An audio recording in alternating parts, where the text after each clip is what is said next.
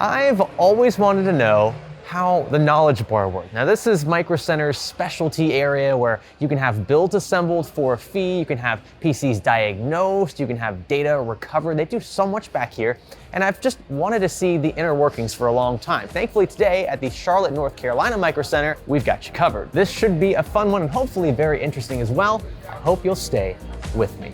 If you're planning your next PC build, then consider checking out our sponsor, VIP SCD Key. Their Windows 10 and 11 OEM keys sell for a fraction of retail and will unlock the full potential of your OS. They'll also remove those pesky activation watermarks. Click the links below to get started today, and be sure to use our special offer code SKGS for a sweet discount on a variety of options, including Windows 10 and 11, Pro and Home, and more. Now I want to start things off by explaining the building process. So if you, let's say, head to the BYO section where we are currently and you have an entire system spec'd out. You get all your parts loaded in your cart and you go to check out. You can then bring your parts to the knowledge bar and have them assemble your rig for you. And there are multiple levels to this assembly process. First off is your PC basic assembly for $150, same day, if in by 5 p.m. You get installation of all components and you get a post test. The only caveat is this has to be either an OEM or aftermarket air cooling system. So you can't have like a liquid cooler or AIO, and definitely not, custom cooling, soft tubing, and then hard tubing. Now, some of you might think this is expensive. Some of you might think this is totally stupid to even have or be offered. The fact is, a lot of folks would pay and do pay to have these services performed. Not everyone knows how to build a system. Not everyone has the time to build a system. And I really appreciate the fact that Micro Center is very upfront about what you're going to be paying for a service like this. But of course, those aren't the only services offered, and you can find more listed on the TVs above the physical front desk for the knowledge bar. Now what we're gonna do now is take you behind the scenes, behind the counters, to see what goes on in the closed doors back there. Let's see if we don't get kicked out for doing this. Here we are. It's just one big room, and they've got a lot of stuff going on in here. So let's talk to some folks. So Mr. Sean, how you doing, man? So I appreciate you making yourself available to us. I know you guys are probably pretty slammed after the opening and a lot of stuff going on. So my goal here is just to try to kind of get a sneak peek into your process, kind of what goes on behind the scenes. Sure. So this was brought in as an attempted build. Gentleman bought all the parts here, tried to build it at home, came back and told us the case is bad. Why is the case bad? Pushing the button with the header connected does not turn it on, so you got to stick the old screwdriver in and jump it. Even after you jump it, it does not give us post. Wow. With or without his graphics card, so any number of things can be wrong with this after it left the door. Oh boy. And now, is this a system that he purchased the parts for here in store? He purchased all the parts here. Oh, okay. Luckily, he's within a return period, and we can always just exchange the parts for no extra. But oh, that's nice. Okay. We still have to do the work of figuring out why this isn't turning on and move the stuff over to the new case, because this case is definitely not working. So you said bad board on this one, yeah? That is what I'm thinking. Okay. Swap the RAM, swap the CPU, and maybe I'll take that little SSD out and try again. But after all that is said and done, I'm also want to test power supply, test CPU, test everything, except that board. Gotcha. Unless this case is shorting this board, in which case the case is really bad. Now, if it ends up being the motherboard like you suspect, that usually involves more labor, right? Than just like a simple cooler swap. Is the customer charged the same thing regardless of how in-depth that troubleshooting goes? Diag is a diag is a diag. Gotcha. It's a flat rate for us to tell you what's wrong with it. Gotcha. And give you a quote on what it's going to take to fix it. It could just be a matter of knowing where to whack it and how hard. Or it could be something like this. Now, could you bring a system that you didn't build with Micro Center parts here to have troubleshot and maybe fixed? Of course. At least you have your own table, your own line to work on, or is it kind of just Well, these don't have our names on them. It's just like you come in and you find a station. Yeah. Though we do have our favorites. So for this then, because you said the parts were purchased here literally 24 hours ago, so he's not going to be charged if a part's dead, of course. He won't be charged for the parts. It is a fee for me to investigate what parts are bad and rebuild the thing. And what's that going to cost him? Well, that depends. This is what's called a tier 3. So is the diag kind of added on top of what the tier price would be for what the work is you're doing? So there's a diag that's also has to be there, because I'm not just taking the parts out, putting it in the new case and saying, here you go, does it work? I don't know. You're about to find out, buddy. The diag is part of it. That's so that we don't do that. Yeah. Now, when you're testing these components outside, let's say, do you have kind of like a known working kit of DDR5 or DDR4? Okay, so you've got your own stash on hand. Right that's there. your kit, huh? Oh, that's why ours. the stickers were there. I was gonna say, okay, cool. Really, it's XMP RAM. Gotta say, it's really cool seeing these guys work in action live, troubleshooting components. Because we do this, occasionally in the Fix or Flop playlist, but these guys do this day in and day out. Like, this is their sole job. So being able to see how others tackle similar problems is super insightful. So you've isolated everything down to the board, as you suspect. The board's got nothing on it. Still cannot get to BIOS. So bad board. So would this be treated like an exchange process, I guess, at that point? Taken care of at the counter. Pretty much, we will RTV this thing and swap it out for a new one. Luckily, 24 hours ago, he didn't even need one of our production plans. This is just like a return. It's bad. Yeah. Really is no telling whether or not a bad component took another component out with it. Well, yeah, the great thing is, too, you're going to reassemble it, make sure it works here. Yeah. So they're going to have that peace of mind going back home anyway. Right. One thing I really appreciate about this space is how quiet it is here. It's so tranquil, and it's very loud in the store. The store is very busy right now, and I know these guys are very busy as well, but they still manage to keep this a very calm and collected environment despite all the chaos and parts everywhere.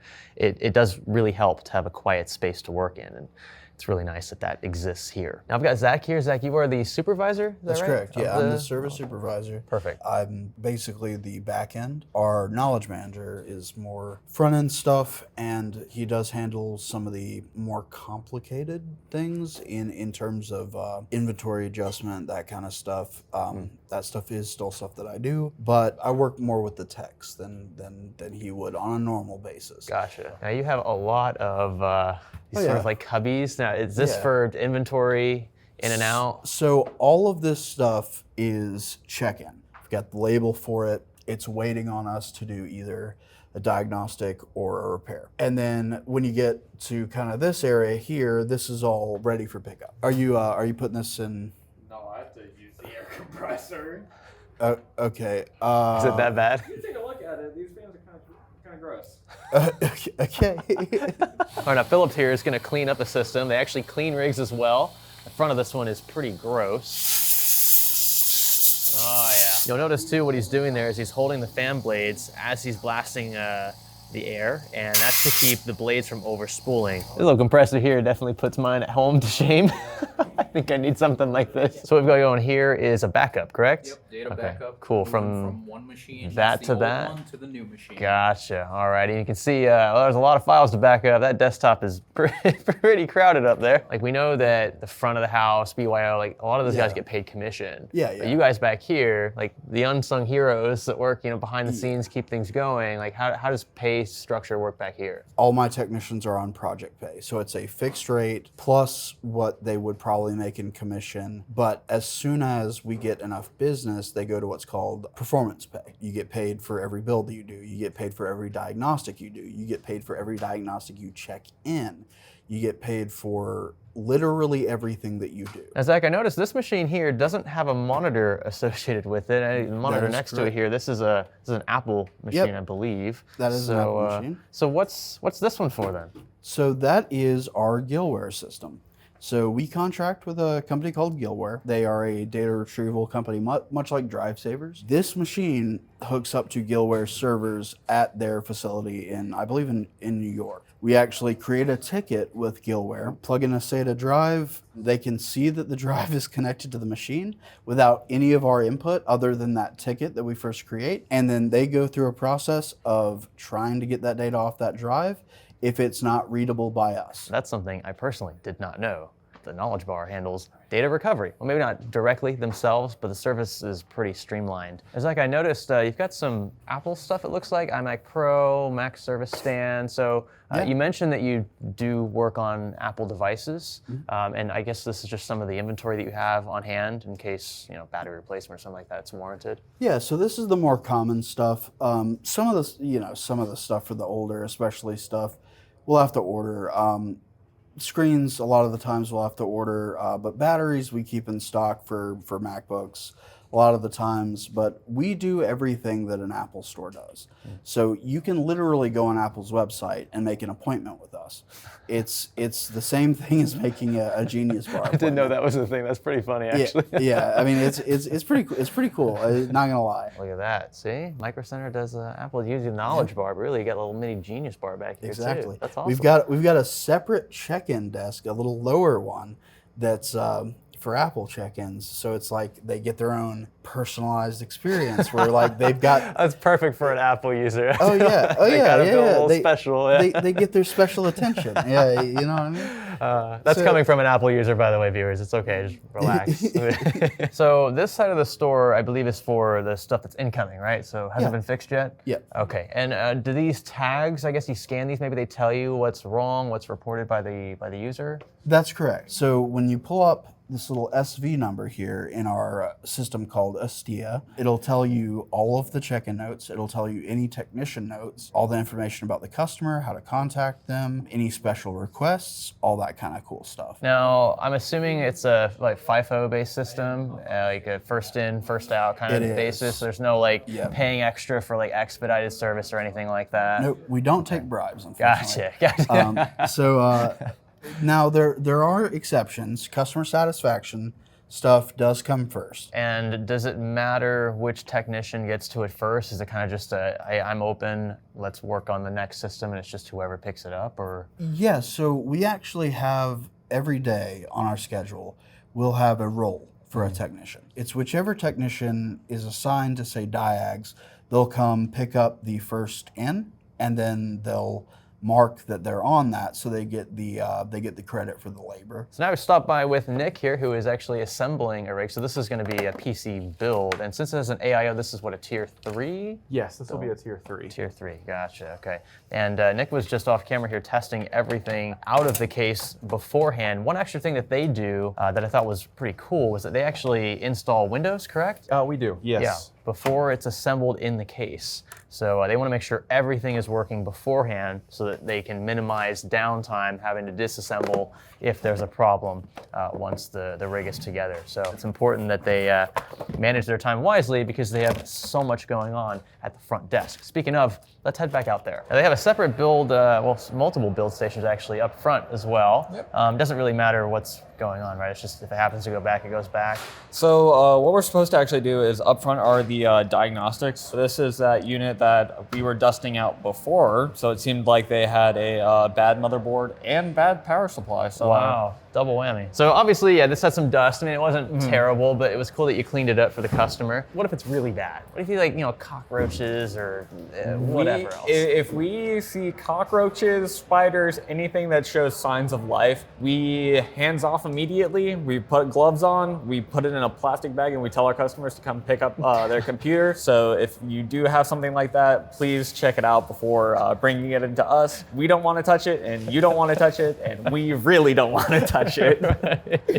Give it a quick dusting or something first, blow all that stuff out before you bring it in here. We do sell $20 air dusters. Yeah, so there you go. take one of those up. Right actually in the line, if you're checking out, you can find a lot of the cleaning stuff right there in the queue. Yeah. That's good to know. Now, do you have like a separate cleaning service? Like if I brought a dirty system which is dusty? Now, if it's just dusty and we can get it off with that air compressor like we did earlier, we take care of that. That's already in the focus. If it's really bad, then we can.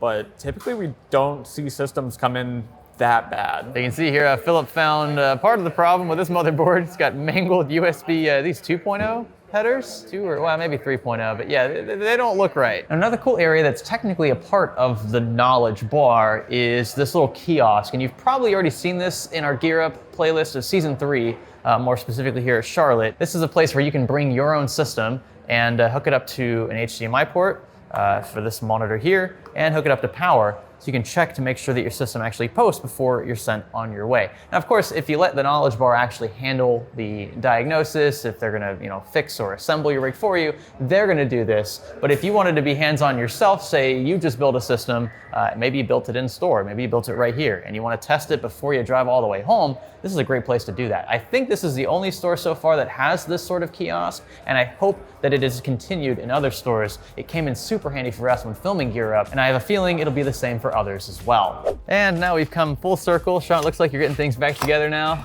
Yep, bad board and bad case. Bad case as well. You said front I/O was giving you trouble on this Yeah, one? the front panel is not turning it on. That is Connected it to no good board. Still no life. interesting. Good on you for finding that out. That's always tough when Yeah. there's multiple issues, right? If it's not just one thing, you're like chasing multiple rabbits in multiple directions. So it's fun though. You know, I'm sure you love what you do, right? The fact I love that my you're, work. yeah. For us, it's like puzzles. It's so satisfying to have the thing completed, fixed, and what a way to end the video. I mean, it's actually now it's all been fixed, going back together. I appreciate you, Sean. Thanks Sure for thing. being so cool, being on camera. It's been a long day, but we've gotten to hopefully see. It's just starting for some of us. Yeah. That was super fun. I mean, personally, I've always wanted to know what goes on behind the scenes of a knowledge bar, and there's still so much that we didn't have time to ask. You know, these guys are really busy. All of their queues are pretty much booked for the day, and so they're having to move some stuff to the next day because they have so much to do. But hopefully you guys enjoyed this one. Let me know in the comment section below if you want to see something like this again in the future. These more behind the scenes videos are always just kind of just off the cuff. You just have to go with the flow, you know, try not to interrupt them too much. These guys were super accommodating, and I'm very much appreciative. I think this is gonna be our last video here at the Charlotte, North Carolina Micro Center. I wanna thank Micro Center as a whole for being so friendly, for being so hospitable to us, allowing us to film pretty much everywhere in this store. All the employees have been great, and hopefully we can do this again soon, potentially with the new store opening in Miami. My name's Greg. Thanks for learning with me.